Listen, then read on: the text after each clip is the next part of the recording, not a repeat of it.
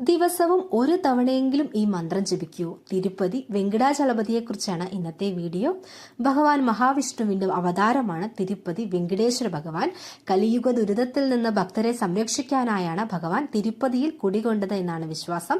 തിരുപ്പതി ഭഗവാനെ നിത്യവും ഭജിക്കുന്നതിലൂടെ അളവറ്റ സമ്പത്തും സാമ്പത്തിക അഭിവൃദ്ധി, ദുരിതമോചനം, മംഗല്യഭാഗ്യം, നാഗദോഷ ശമനം, രാഹുകേതു ദോഷ ശമനം, ശനിദോഷ ശാന്തി എന്നിവയെല്ലാം ലഭിക്കും. ജീവിതത്തിൽ ഉയർച്ച വേണമെന്ന് ആഗ്രഹിക്കാത്തവരായി ആരും തന്നെ ഉണ്ടാകില്ല. അതിനുവേണ്ടി പ്രയത്നിക്കുന്നവരായിരിക്കും ഓരോരുത്തരും. തിരുപ്പതിയിൽ ദർശനം നടത്തിയാൽ തന്നെ ജീവിതത്തിൽ വളരെ വലിയ ഉയർച്ചകൾ വന്നു ചേരുന്നതാണ്. മനസ്സറിഞ്ഞ് തിരുപ്പതി ഭഗവാന് സമർപ്പണം നൽകുമ്പോൾ അത് ഇരട്ടിയായി തിരികെ ലഭിക്കുന്നതാണ്.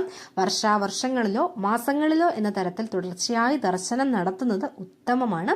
തിരുപ്പതി ശ്രീ വെങ്കിടാചലപതി അനുഗ്രഹങ്ങൾ കോരിച്ചൊരിയുന്ന തമിഴിലെ പുരുട്ടാശി മാസം 2025 സെപ്റ്റംബർ 17 കന്നി 1 തുടങ്ങും. ഈ കന്നിമാസം ഉടനീളം വെങ്കിടേശ്വര ഭഗവാനെ ഭജിക്കുന്നത് ഏറ്റവും ഉത്തമമാണ്. ഏഴരശനി, കണ്ടകശനി, അഷ്ടമശനി, ശനിദശാദോഷങ്ങളെല്ലാം ശമിക്കുന്നതിന് തിരുപ്പതി വെങ്കിടേശ്വര ഭഗവാനെ ഭജിക്കുന്നത് ഏറ്റവും നല്ലതാണ്. ബുധനാഴ്ച ദിവസം തിരുപ്പതി ദർശനം നടത്തുന്നത് നല്ലതാണ്. വൈകുണ്ഠ മാസത്തിലെ ഏകാദശി നാളിൽ ഭഗവാനെ ദർശിച്ചാൽ സകല പാപങ്ങളിൽ നിന്നും മുക്തി ലഭിക്കും. മരണാനന്തരം മോക്ഷപ്രാപ്തി ലഭിക്കും എന്നുമാണ് വിശ്വാസം. കന്നിമാസത്തിൽ ഭഗവാനെ ഭജിക്കുന്നത് ഉത്തമമാണ്. കന്നിമാസത്തിലെ ശനിയാഴ്ചകളിൽ തിരുപ്പതി ഭഗവാനെ ഭജിച്ചാൽ അഭീഷ്ടസിദ്ധിക്ക് കാരണമാകും. പ്രഭാതത്തിലോ പ്രദോഷത്തിലോ നെയ്വിളക്ക് കൊളുത്തുകൊണ്ട് ഭഗവാനെ ഭജിക്കുക. ക്ഷിപ്ര ഫലസിദ്ധി നൽകുന്ന അതിശക്തമായ വെങ്കിടേശ്വര മന്ത്രമാണ് ഓം നമോ വെങ്കിടേശായ. ഭഗവാന്റെ രൂപം മനസ്സിൽ ധ്യാനിച്ച് 108 തവണ വെങ്കിടേശ്വര മന്ത്രം ജപിച്ചാൽ ദുരിതങ്ങൾ അകന്ന് ഭക്തന്റെ ആഗ്രഹങ്ങളെല്ലാം സഫലമാകുന്നതാണ്.